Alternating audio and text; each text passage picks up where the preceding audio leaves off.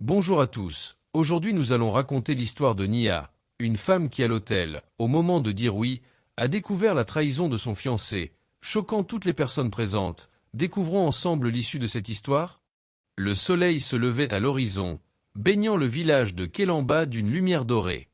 C'était un jour particulier, le mariage de Nia et Kwam, un événement attendu par tous.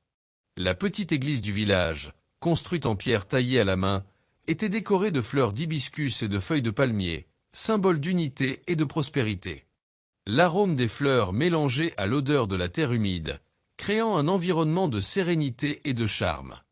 Le son des tambours traditionnels résonnait au loin, annonçant que le moment était proche. Tout semblait parfait, comme si l'univers lui-même conspirait pour célébrer cette union. Nia, à 27 ans, était connue pour son sérieux et sa beauté. Sa peau sombre brillait comme l'ébène au soleil, et ses yeux profonds contenaient cependant des histoires encore inédites. Elle portait une tenue de mariée faite à la main, brodée de fils d'or, qui reflétait délicatement la lumière. Malgré son apparence impeccable, quelque chose sur son visage trahissait de l'inquiétude. Le sourire qu'elle offrait aux gens autour d'elle était léger, mais il n'atteignait pas ses yeux. Il y avait une ombre dans son cœur qu'elle ne pouvait pas expliquer. Kwam, à son tour, était le marié parfait aux yeux de tous.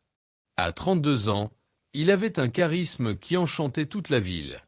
Sa posture confiante et ses traits forts transmettaient la sécurité, et son sourire avait le pouvoir de désarmer n'importe quel cœur. Il portait une robe blanche ornée de broderies argentées, symbolisant la pureté et la sincérité de son engagement. Pour tout le monde, c'était un homme digne de Nia, mais au fond, il cachait un secret qui pourrait tout changer.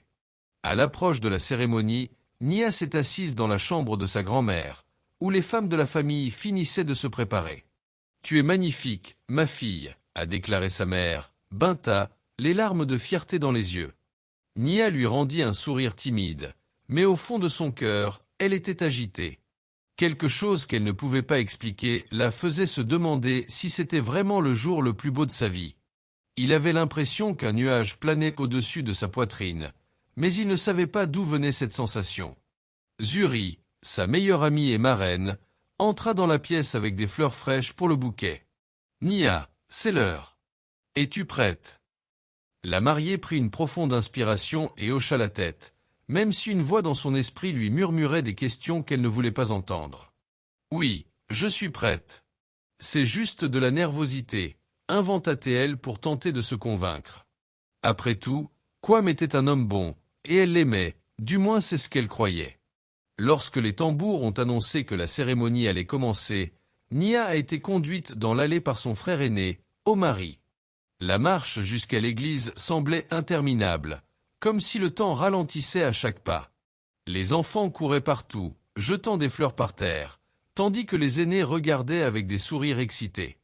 Alors qu'elle approchait de l'entrée, Nia sentit son cœur s'accélérer, mais pas à cause de l'émotion, c'était quelque chose de différent, quelque chose qu'elle ne pouvait pas expliquer. En entrant dans l'église, Nia a vu Kwam debout devant l'autel, l'attendant. Leurs regards se croisèrent et pendant un bref instant, elle sentit un frisson parcourir sa colonne vertébrale.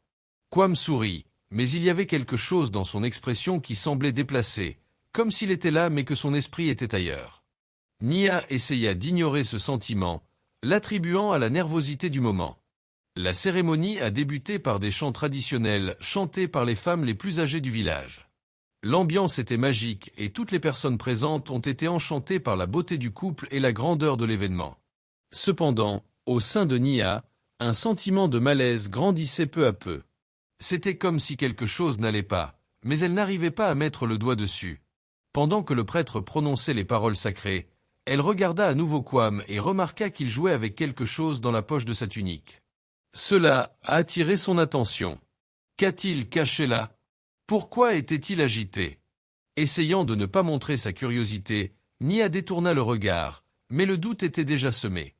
Au fond de lui, il sentait que quelque chose était sur le point de se produire, quelque chose qui allait changer le cours de cette journée censée être la plus heureuse de sa vie. Alors que le prêtre poursuivait la cérémonie, la tension commença à monter au sein de Nia. Son regard ne quittait jamais Kwam, qui semblait maintenant agité, fouillant à plusieurs reprises dans la poche de sa tunique. Ce qui n'était autrefois qu'un sentiment est devenu une certitude.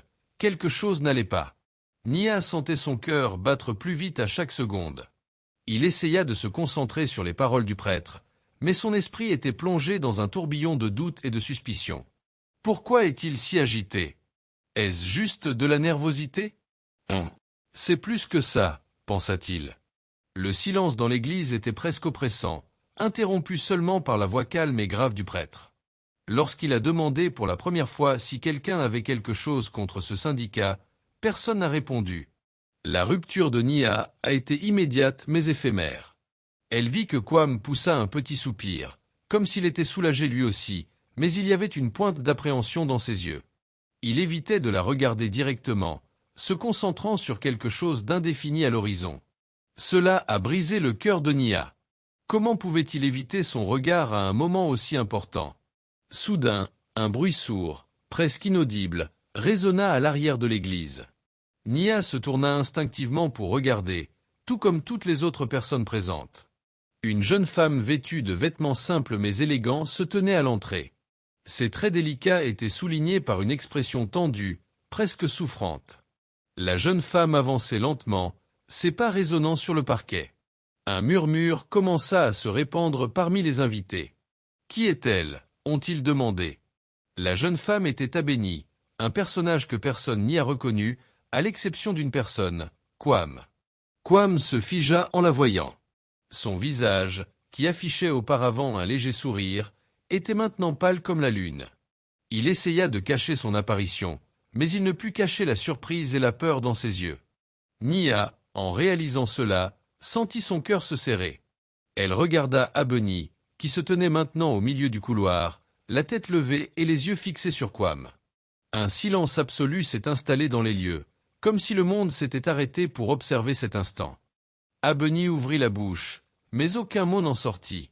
Elle déglutit difficilement, regarda autour d'elle et décida finalement de parler. « J'ai besoin de dire quelque chose », commença-t-il, sa voix extrêmement légère mais pleine d'autorité. La phrase fut comme le tonnerre dans l'église.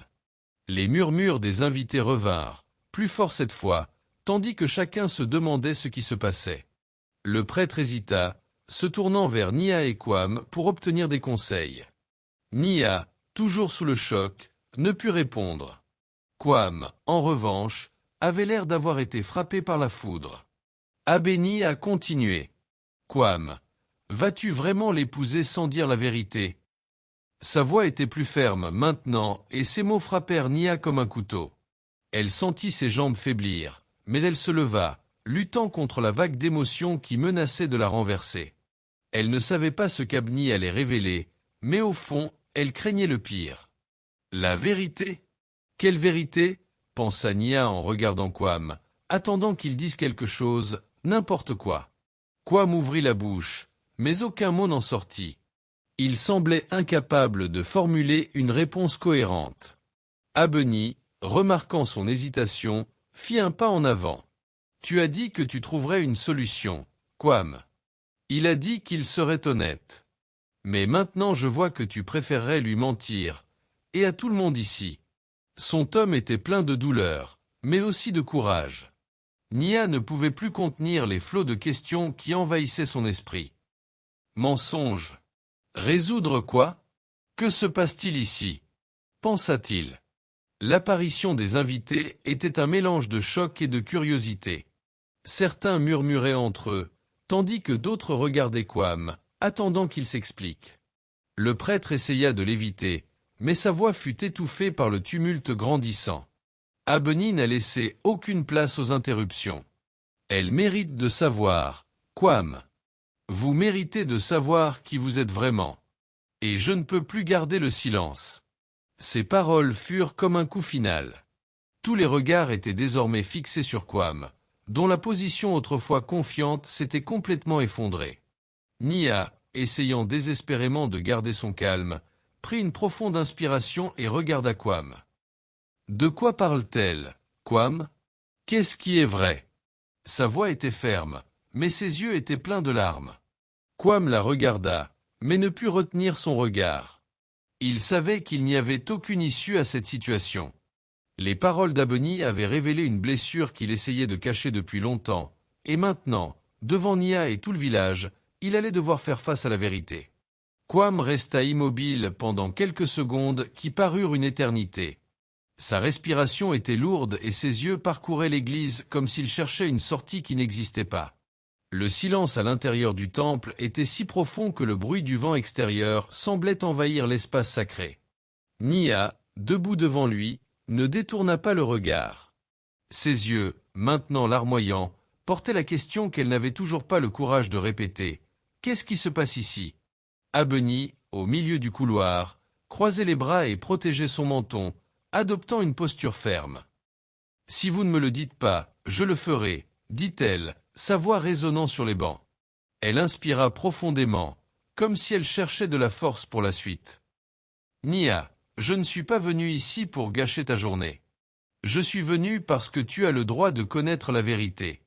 Je suis la mère de sa fille. » Les mots résonnèrent dans l'air comme le tonnerre, et pendant un instant, personne ne bougea ni ne respira. La phrase traversa Nia comme une lame. C'était comme si le sol avait disparu sous ses pieds. Elle cligna des yeux, réfléchissant à ce qu'elle venait d'entendre. « Fille.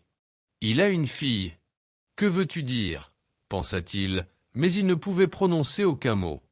Les invités commencèrent à murmurer entre eux, et le volume de leur voix augmenta à mesure que le choc initial céda la place à l'incrédulité et à la curiosité. Certains regardaient Kwam avec déception, d'autres murmuraient des conjectures sur qui était Abeni et pourquoi Kwam avait caché ce secret.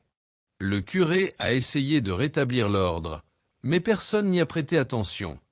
Le scandale était officiellement installé. Kwam lâcha finalement la tête. Il ressemblait à un homme vaincu, le poids de la culpabilité étant clairement visible dans ses yeux.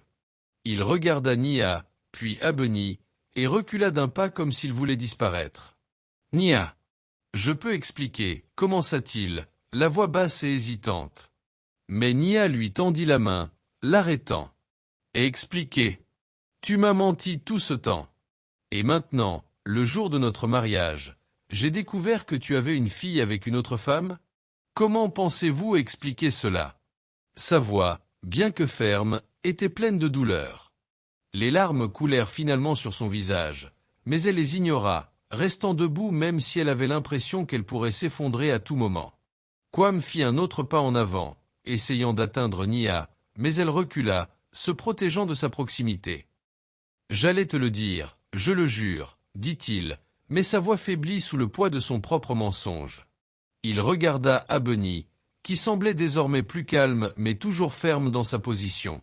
« Ce n'est pas ce qu'il semble être.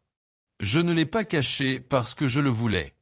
C'est juste que je ne savais pas comment le dire. » Abeni laissa échapper un petit rire amer. « Je ne savais pas parler ? Kwam, tu as promis de lui dire avant le mariage. Et pourtant, nous y sommes. Vous pensez toujours que le silence résoudra tout, mais ce n'est pas le cas. Cela ne fait qu'empirer. » Nia sentit un mélange de colère et de désespoir l'envahir. Elle croisa les bras, essayant de le retenir en elle, mais l'explosion lui parut mortelle. « Kwam, pourquoi tu ne me l'as pas dit ? J'aurais pu comprendre, on croyait avoir lu donné avec cela ensemble.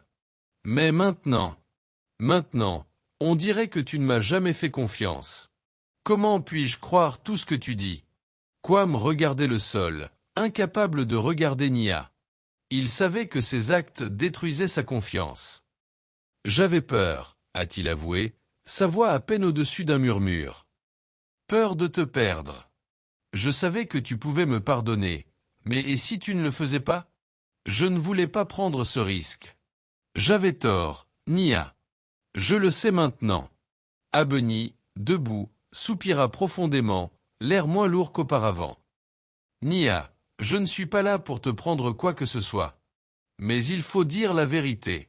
J'espère juste que vous pourrez prendre la bonne décision pour vous-même maintenant que vous savez tout. » Nia, désormais complètement submergée par le tourbillon d'émotions, regardait les invités environnants, ressentant leur regard de pitié et de curiosité. Elle détestait être au centre d'un scandale, mais elle savait qu'elle devait prendre une décision sur le champ. Regardant Kwam une dernière fois, elle dit « Je méritais mieux que ça. Plus que des mensonges. Et maintenant, je ne sais pas si je peux continuer. » Les murmures parmi les invités s'apaisèrent tandis que Nia se retournait et commençait à marcher lentement dans le couloir, chaque pas rempli de douleur et de déception. La cérémonie, qui était censée marquer le début d'une nouvelle vie, ressemblait désormais à un cauchemar sans fin. Nia sortit rapidement de l'église, trébuchant presque sur sa robe de mariée. À chaque pas, elle sentait les larmes couler plus intensément, mais elle ne voulait pas que quiconque la voie s'effondrer. Une douce brise qui semblait auparavant agréable lui coupait maintenant le visage comme des rasoirs. Elle atteignit un grand baobab au bout du chemin et s'arrêta, appuyée contre son tronc. Sa respiration était difficile et le silence autour de lui contrastait avec l'agitation qu'il laissait derrière lui.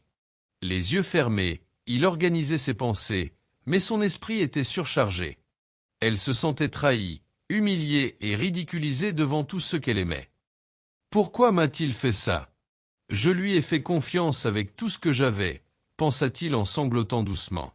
Le rêve du mariage parfait, de l'avenir prometteur, tout semblait s'effondrer comme un château de sable.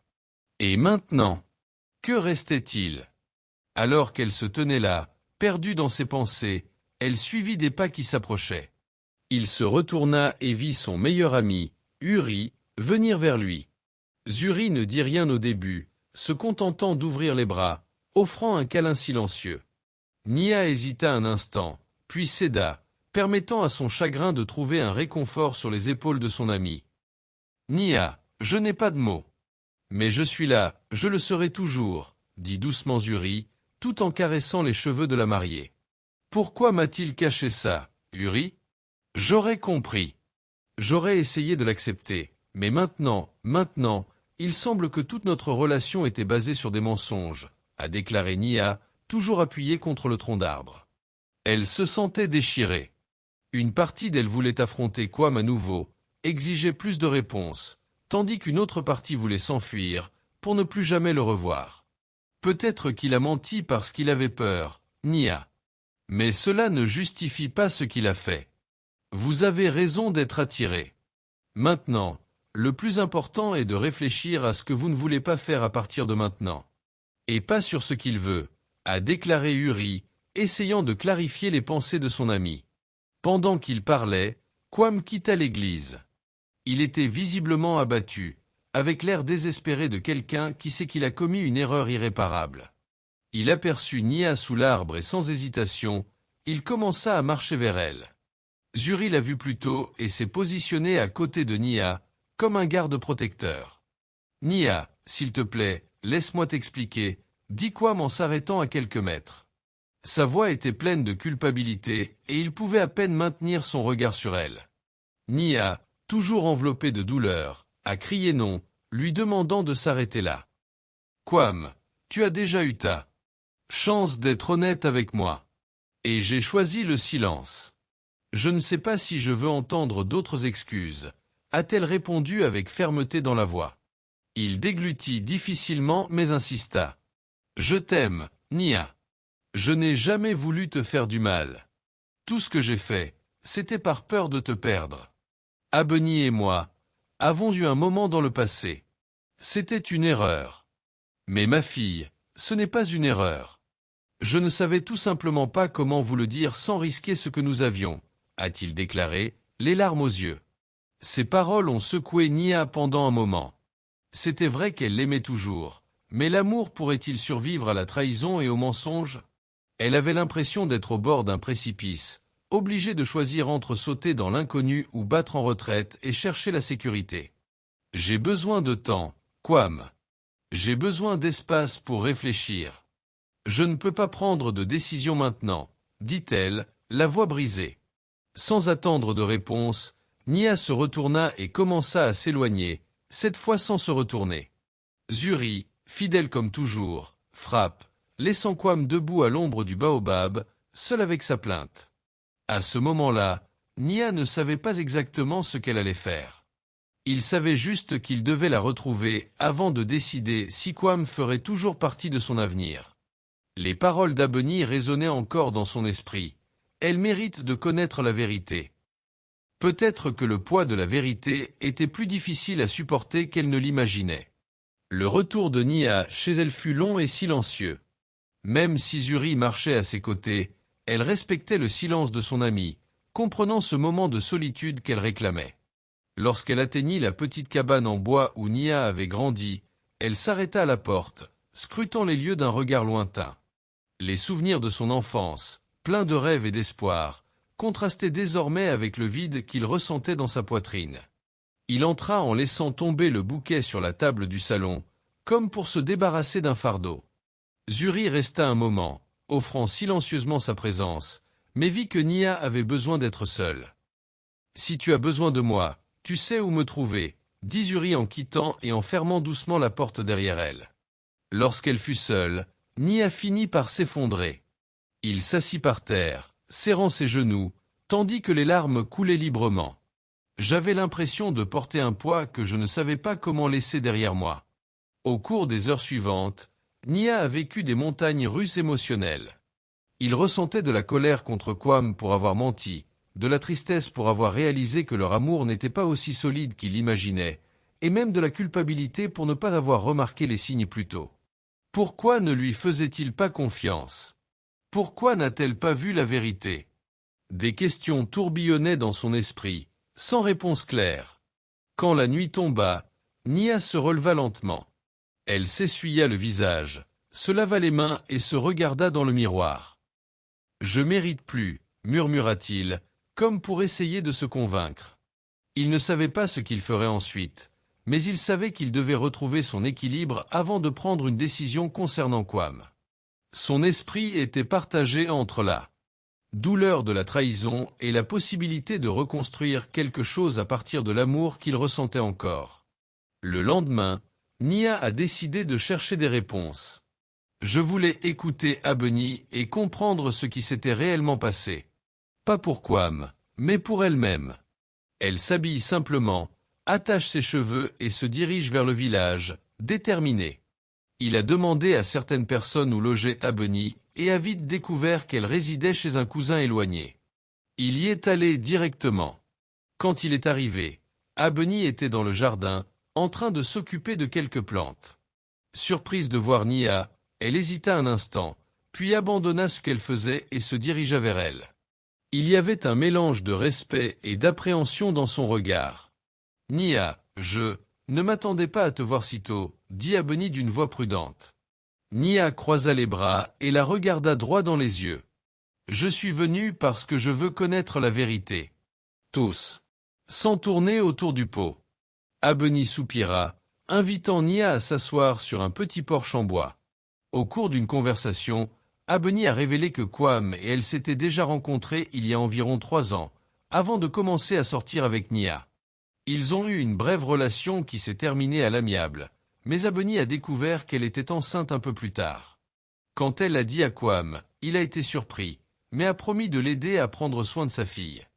Cependant, lorsqu'il a commencé à s'impliquer avec Nia, la peur de perdre sa nouvelle relation l'a amené à garder le secret. « Je ne suis pas venu ici pour te faire du mal, Nia. Je suis venu parce que tu mérites de connaître la vérité avant de t'engager envers quelqu'un qui n'a pas été complètement honnête. J'ai déjà essayé de parler à Kwam, mais il a toujours dit qu'il réglerait le problème. Quand j'ai vu qu'il n'allait pas me le dire, j'ai pensé que je ne pouvais pas rester silencieux, » a déclaré Abeni, la sincérité dans les yeux. Nia écoutait tout en silence, absorbant chaque détail. J'ai ressenti un mélange d'effondrement et de tristesse. C'était douloureux de savoir que Kwam cachait quelque chose d'aussi important, mais c'était aussi réconfortant d'apprendre qu'Abeni n'avait aucune intention de détruire sa vie. « Merci de me l'avoir dit », dit Nia en se levant. « Je ne sais toujours pas ce que je vais faire, mais j'ai besoin de tes nouvelles. » Abeni hocha la tête, respectant l'espace de Nia. « Tu es forte, Nia. Quelle que soit votre décision, je sais que ce sera la bonne chose pour vous. » Nia la remercia encore et partit, se sentant un peu plus légère, mais portant toujours le poids des choix qu'elle allait devoir faire. De retour chez elle, Nia a découvert que Kwam l'attendait à la porte. Il avait l'air épuisé, comme s'il n'avait pas dormi. Lorsqu'il la vit, Il étendit les mains dans un geste de supplication. Nia, s'il te plaît. Donnez-moi une chance de renouveler cela. Mais Nia l'arrêta en levant la main. J'en ai assez entendu pour aujourd'hui, Kwam. Maintenant, j'ai besoin de temps pour décider ce qui est le mieux pour moi. Elle entra dans la maison et ferma la porte, laissant Kwam dehors. Pour la première fois depuis longtemps, il avait l'impression de ne plus contrôler sa vie. Elle ne savait pas si elle pardonnerait à Kwam ou avancerait seule, mais elle savait que le pouvoir de décision était entre ses mains. Les jours qui suivirent furent une épreuve de patience et de force pour Nia. Elle s'est isolée chez elle, se consacrant à des tâches simples, comme balayer la cour ou réarranger les étagères, pour tenter de faire taire la confusion qui régnait en elle. Il entendit le bruit des pas de Kwam dans la rue, s'arrêtant parfois devant sa maison, mais il n'osa plus jamais frapper. Nia savait qu'il attendait une réponse, mais elle n'était toujours pas sûre de ce que ce serait. Par un après-midi tranquille, Nia a décidé de demander conseil à une personne qui lui avait toujours offert sa sagesse, sa grand-mère, Mère Efua, une femme de 78 ans connue pour sa sérénité et sa profondeur spirituelle. Assise sur son balcon, Mame Efua l'accueille avec un sourire chaleureux, lui offrant une tisane et une place à ses côtés. « Ma petite fille, tu es venue chercher des réponses, n'est-ce pas ?» dit sa grand-mère, sans que Nia ait besoin de dire un mot. Nia hocha la tête, tenant la tasse à deux mains comme si elle pouvait apporter une sorte de réconfort. « Grand-mère, mon cœur est en morceaux. Je l'aime, mais j'ai l'impression qu'il a détruit quelque chose qui ne sera peut-être jamais reconstruit. Comment puis-je pardonner à quelqu'un qui a si profondément coupé ma confiance ?» Sa voix était basse, pleine d'émotion. Mame Efua regarda l'horizon, réfléchissant avant de répondre. La confiance est comme une corde, Nia. Lorsqu'il se brise, il ne redevient jamais comme avant, mais il peut toujours être attaché. Le choix que vous devez faire est de savoir si vous voulez attacher cette corde ou la laisser rester coupée. Ces paroles ont profondément résonné chez Nia, semant des graines de réflexion. En rentrant chez elle, Nia réfléchit à ce que sa grand-mère lui avait dit. Elle savait qu'aimer quelqu'un ne suffisait pas pour entretenir une relation. Le respect, l'honnêteté et l'engagement étaient nécessaires. Mais la question qui persistait dans son esprit était de savoir si Kwam pouvait vraiment changer, ou si les cicatrices de cette trahison étaient trop grandes pour être ignorées. Cette nuit-là, alors que je regardais la pleine lune qui brillait dans le ciel, on frappa doucement à la porte. Avec hésitation, on lui répondit et il trouva Kwam debout, tenant un petit panier avec des fleurs et un morceau de papier plié. Il avait l'air vulnérable, comme s'il était prêt à s'exposer complètement. « Je sais que j'ai dit que je te donnerais de l'espace, mais il y a quelque chose que je dois te dire avant que tu prennes ta décision, » dit-il en tendant le papier. Nia prit le papier, mais ne l'ouvrit pas immédiatement. Il regarda Kwam qui continua. « J'ai écrit tout ce que je n'ai jamais eu le courage de dire. À propos de ma fille, d'Abeni, et surtout de mon regret de t'avoir blessé. Si après cela tu as toujours l'impression que tu ne peux pas me faire confiance, je comprends. Mais je vous demande d'être honnête, même si c'est pour la dernière fois. » Après son départ, Nia s'assit à table et ouvrit le journal. Les mots écrits par Kwam étaient un mélange de regret et de vulnérabilité.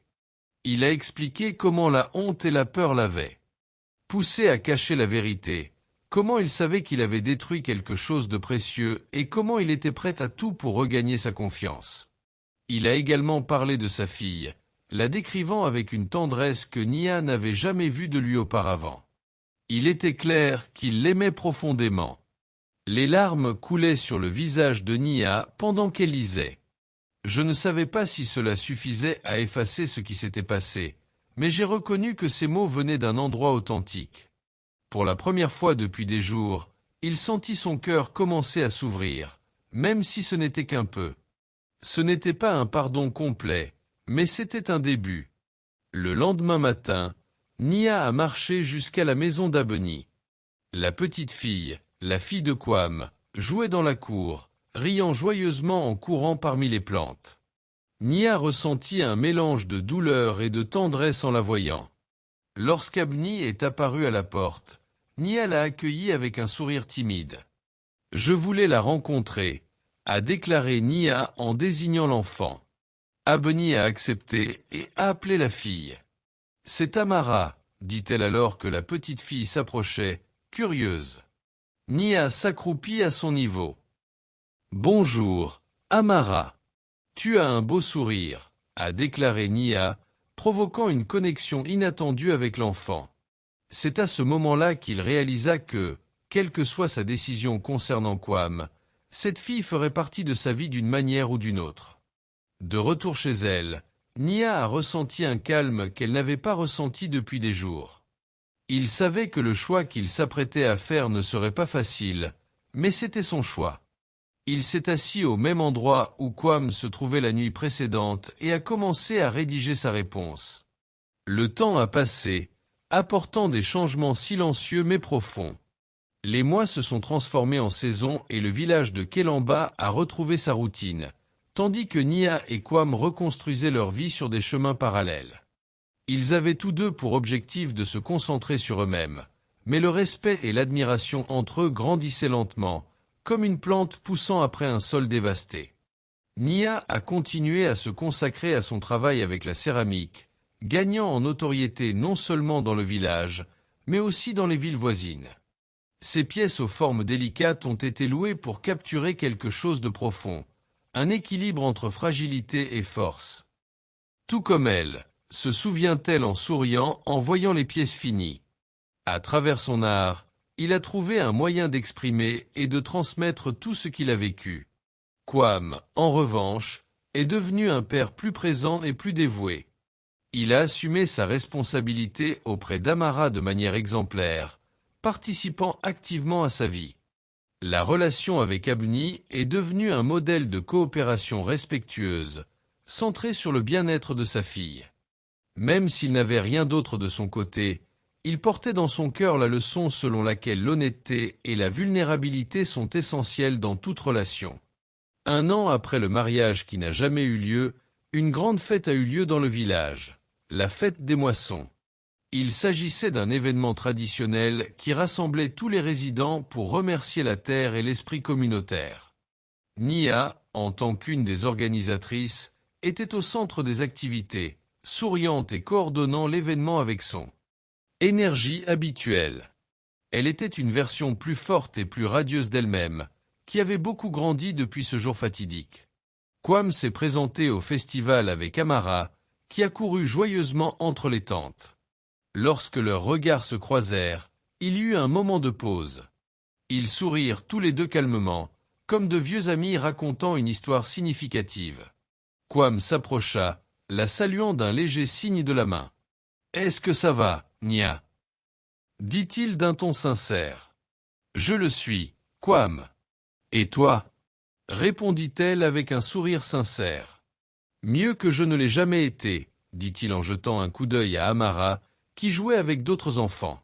« J'ai beaucoup de raisons d'être reconnaissant, et cela a beaucoup à voir avec vous. J'ai appris à être une meilleure personne parce que tu as eu le courage de me confronter. » Nia hocha la tête, sentant une légère émotion surgir. « Et j'ai appris que parfois, même les choses qui nous blessent peuvent nous apprendre à grandir. Ce n'était pas facile, mais je pense que nous en sommes tous les deux sortis plus forts. » Ils parlèrent pendant un moment, sans précipitation et sans poids.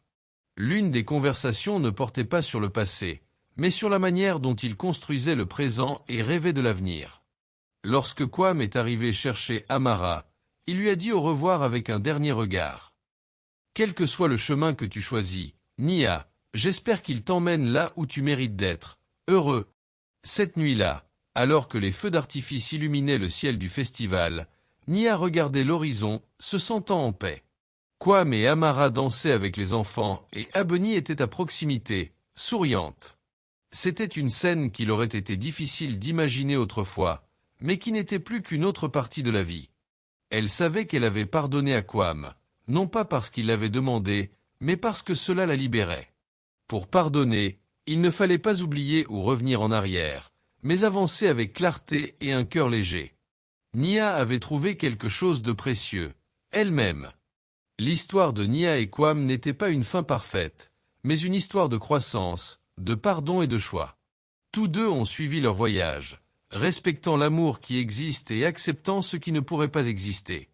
La vie continue et avec elle, elle apporte de nouvelles opportunités, de nouveaux chemins, et surtout, la certitude que chacun est exactement là où il doit être. Parce que parfois, la plus grande victoire n'est pas de rester ensemble, mais d'apprendre à lâcher prise. Eh bien les gars, c'était l'histoire d'aujourd'hui. Qu'avez-vous pensé de l'histoire? Laissez-le dans les commentaires. N'oubliez pas de vous abonner à la chaîne et d'activer les cloches de notification. Jusqu'à la prochaine story les gars.